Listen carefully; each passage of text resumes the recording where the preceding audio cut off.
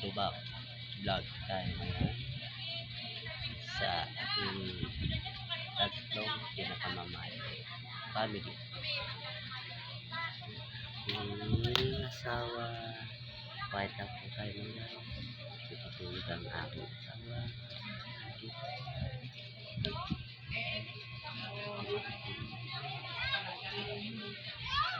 Tulog na napaka-ikbing guys.